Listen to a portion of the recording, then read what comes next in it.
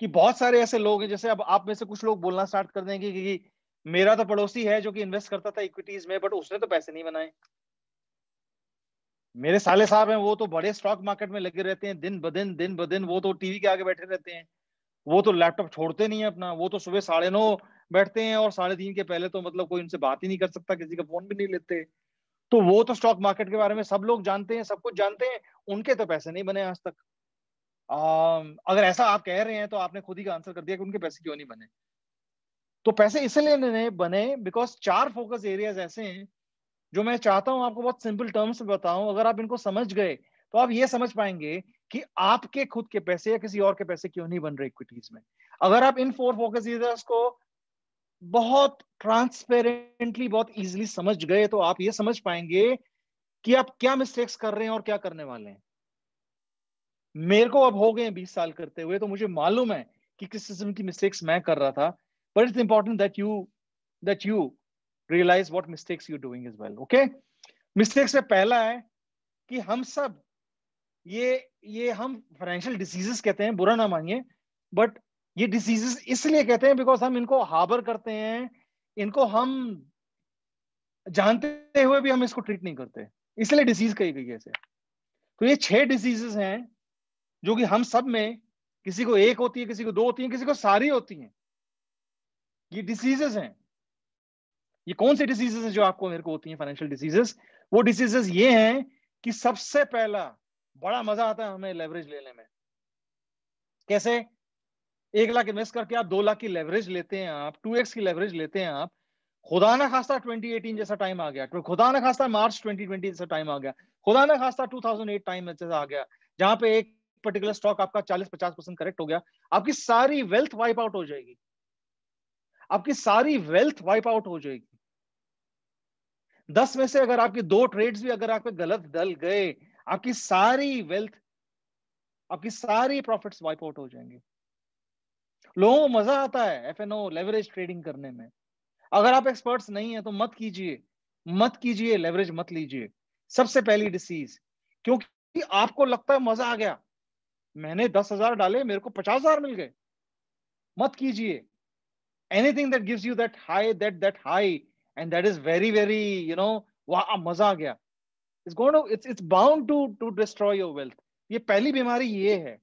दूसरी बीमारी जो हम बात करते आए हैं वो है ओवर और अंडर डाइवर्सिफिकेशन। राइट? अब सेंसेक्स में 5,000 स्टॉक्स हैं, मेरे पास तो सिर्फ 100 हैं, तो मैंने 4,900 तो नहीं खरीदे ना। अब आप ये सोच रहे होंगे, बात वो नहीं है। बात ये है कि कितने स्टॉक्स आपके लिए अंडर डाइवर्सिफाइड हैं और कितने ओवर डाइवर्सिफाइड हैं। 6 स्टॉक्स अंडर डाइवर्सिफाइड हैं, any number above 25-30 is over diversified. 100 stocks अगर आपके पास पड़े हैं, अगर किसी कंपनी का रिजल्ट अनाउंस होता है तो आप क्या क्या कहते हैं? ओ यार देख लेना, हो सकता है मेरे पास पड़ी हो कंपनी, यही कहेंगे आप। कहां तक फॉलो कर पाएंगे? कोई कंपनी अगर 50% ग्रो भी कर गई तो कितना इंपैक्ट कर देगी आपके पोर्टफोलियो पे? Next, news all the time. हाँ, ये बड़ी कंप्लेन है मेरे को। ये पढ़े लिखे लोग होते हैं, कभी कभार मैं डिस्कशन करता हूं ऐसे पढ़े लिखे लोगों से, बड़ा अच्छा लगता है।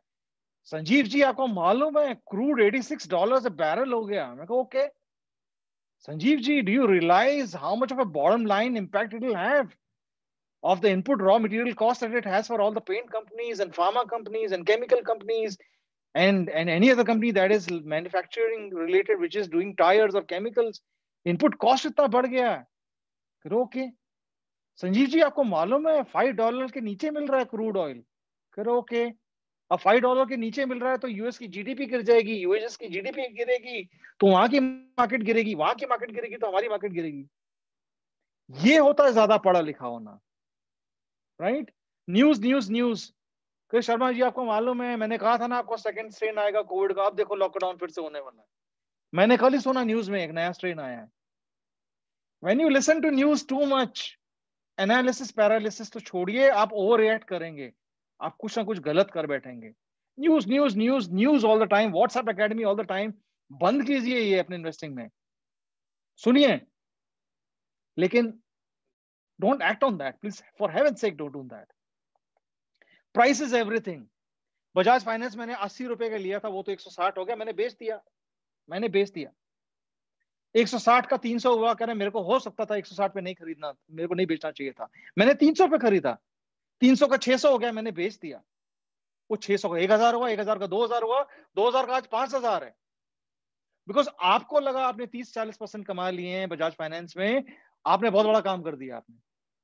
या 30% स्टॉक अगर नीचे चला गया तो आपने बेच दिया कि भाई अब तो इसमें कुछ भी नहीं रहा, तो महंगाई, अब तो ये नुकसान हो रहा है उसमें। Price is not everything, price is not everything. Do not जज a book by the cover, do not जज a stock bye price movements. ये मत कीजिए, ये गलती मत कीजिए, इट्स अ रिक्वेस्ट। ये बीमारी हम लोग लेके घूमते रहते हैं। नेक्स्ट, ये बड़ा क्लासिकल सा होता है मेरे को, क्या संजीव जी 3-4 लाइन बता दो ना, क्या किस स्टॉक में इन्वेस्ट करना है भाई, ये रिपोर्ट नहीं पढ़ी जाती हमसे। क्यों क्यों नहीं पढ़ी जाती? गए थे ना प्रॉपर्टी लेने के लिए, तो क्या कुछ नहीं किया आपने? ब्रोकर के बारे में पूछा, जो कंसल्टेंट था उसके बारे में पूछा, एरिया के बारे में पूछा, आसपास कौन से स्कूल हैं, यहाँ पे हाईवे बनने वाला है, मेट्रो लाइन आ रही है कि नहीं आ रही है, बड़ा मॉल कौन सा खोल रहा है, हॉस्पिटल सबसे पास कौन सा है, एयरपोर्ट कितनी दूर है, रेलवे स्टेशन कितनी दूर है, सब्जी मंडी पास है, पूछा था? पूछा था ना? तो स्टॉक इन्वेस्ट करते समय क्या होगा संजीव जी, 2 लाइनें बता दीजिए। इन्वेस्ट कर देते हैं, वो इन्वेस्टमेंट आपकी इन्वेस्टमेंट है। ये इन्वेस्टमेंट क्यों? बिकॉज आपको 2 दिन के बाद में बेचना है। ऐसे वेल्थ नहीं बनती भाई। स्टॉक्स, इक्विटीज जितना ज्यादा कंपाउंड होगा उतना ज्यादा आपको वेल्थ क्रिएट करके देगा, बट आपको बेचना दूसरे दिन है। तो ये क्वेश्चन तो इररिलेवेंट है। रिपोर्ट्स अगर आपको देंगे 10-15 पेजेस की, आपको कहेंगे 10-15 पेज की रिपोर्ट कौन पढ़ता है, एक पैराग्राफ दीजिए ना। अगर आप कंपनी में इन्वेस्ट कर रहे हैं, उसके ओनर बन रहे हैं, आप पूछेंगे नहीं कि कंपनी रेलेवेंट क्यों है, यू वोंट आस्क, पढ़ेंगे नहीं, ये हम करते नहीं है। नेक्स्ट चीज है एक्सेसिव चर्निंग। अभी मैंने आपको बोला एक्सेसिव चर्निंग बड़ा इंटरेस्टिंग सा है, क्योंकि कुछ नया बताओ संजीव जी। क्या कुछ नया बताओ मतलब? हाँ हाँ, वो जो आपने दिया था ना, वो तो 30% प्रॉफिट में मैंने बेच दिया, कुछ नया बताओ, कुछ नया बताओ। तो मैं बता, जो पुराना बताया था वो, हाँ नहीं, उसको तो 30% प्रॉफिट में बेच दिया, कुछ नया बताओ। अरे जो पुराना बताया था वो भी तो रेलेवेंट है, वो भी तो कंपाउंड कर रहा है, वो भी कंपाउंड करेगा। ये नया नया नया नया क्या लगा के रखा है? कोई नया नाम बताओ। ये फाइनेंशियल डिसीज है, ये 6 डिसीजेस हैं। इन डिसीज तो मैं भी सफर करता था, मैं आपसे खुद बोल रहा हूँ कि हो सकता है इनमें से कुछ आपको इफेक्ट कर रही हो। मत कीजिए ना, it's a request to you, it's a request to you, मत कीजिए। इन 6 डिसीजेस में मत पड़िए। नेक्स्ट चीज, बड़ी क्लासिकल सी चीज है, all years are not alike. All years are not alike क्यों? बिकॉज 2008 वाला टाइम भी आएगा, 2002 वाला टाइम भी आएगा, 2013 वाला टाइम भी आएगा, 2018 वाला भी टाइम आएगा, मार्च 2020 वाला टाइम भी आएगा। हर 4 से 5 साल से 6 साल में एक ना एक साइकिल रिपीट होगी, होगी। ऐसा होता है। Long term investors in cycles को आइडेंटिफाई करके वेट करते हैं कि इन्वेस्ट करें, आप वेट करते हैं कि कब बेचें। ये फर्क है। बिकॉज अगर कोई इक्विटी क्लास अगर आपको 30-40% रिटर्न्स दे सकती है एक साल में, तो वो इक्विटी क्लास 20% 30% करेक्ट भी हो सकती है।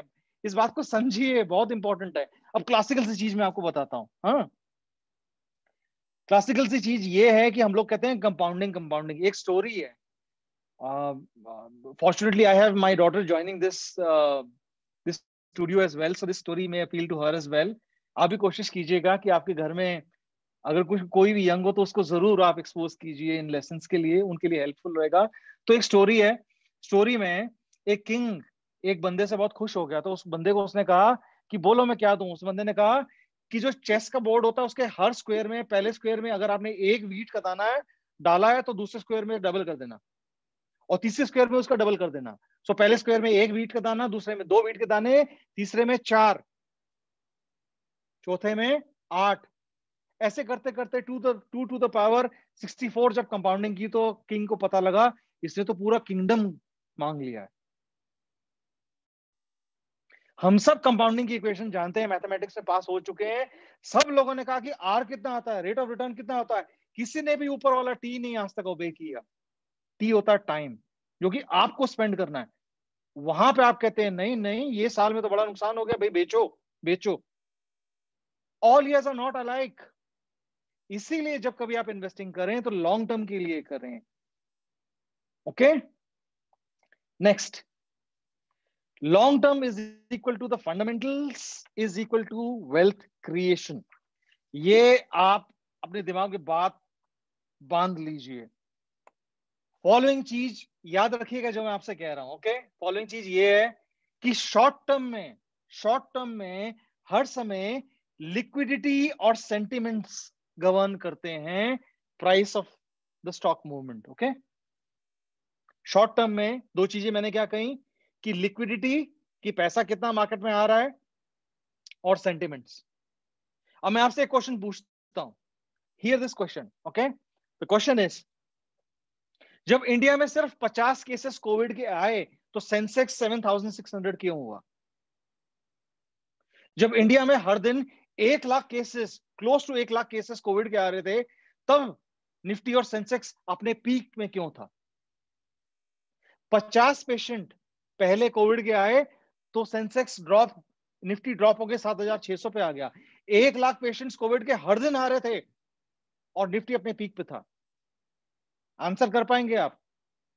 बिकॉज ये सेंटिमेंट से रिलेटेड है। जब कभी पहले 50 केसेस आए थे, लोगों ने कहा हमें भी कोविड होगा, मैं भी मर जाऊंगा, मेरी भी प्रॉपर्टी गई, मेरे भी इन्वेस्टमेंट्स गई, मेरे परिवार में भी सब लोग बीमार हो जाएंगे, मेरे को भी आईसीयू में जगह नहीं मिलेगी, वेंटिलेटर मिलेगा कि नहीं मिलेगा, इन्वेस्टमेंट्स गई भाड़ में, सबसे पहले बेचो। जब पता लगा हाय ऐसा कोई डर नहीं था, बिजनेसेस भी वापस आ गए, शटर्स भी खुल गए, आपके खुद का बिजनेस स्टार्ट हो गया, वैक्सीन की न्यूज आ गई। तो शॉर्ट टर्म में लिक्विडिटी और सेंटिमेंट्स काउंट करते हैं, लॉन्ग टर्म में हर समय फंडामेंटल्स काउंट करते हैं।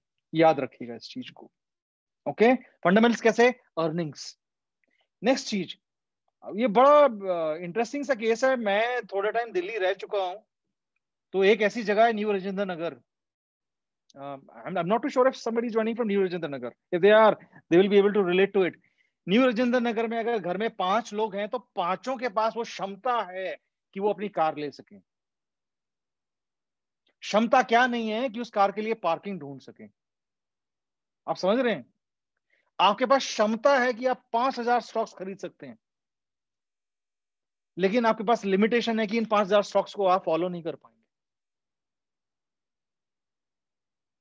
तो जो पॉसिबल है उतना ही कीजिए ना। प्रॉब्लम क्या है लाइफ में? अगर आप 20 स्टॉक्स को सेलेक्ट करके फॉलो करके उनमें इन्वेस्ट कर सकते हैं तो उन्हीं को फॉलो कीजिए। किसने कह दिया आपसे आपके पास 100 स्टॉक्स होना जरूरी है? किसने कह दिया? जरूरी नहीं है। और यहां पे हम लोग मिस्टेक करते हैं कि उसने बोला वाला स्टॉक अच्छा है, उसने बोला वाला स्टॉक अच्छा है, उसने बोला वाला स्टॉक अच्छा है, इसको तो मिस मत करना। करते करते 80 से 100 स्टॉक हो गए हमारे पास। ऐसे करते हैं इन्वेस्टिंग। अगर एक स्टॉक आपका 100% बढ़ भी गया तो कितना फायदा मिला आपको? कुछ नहीं मिला। इसीलिए इन्वेस्टिंग में बहुत लोगों के पैसे नहीं बन पाते।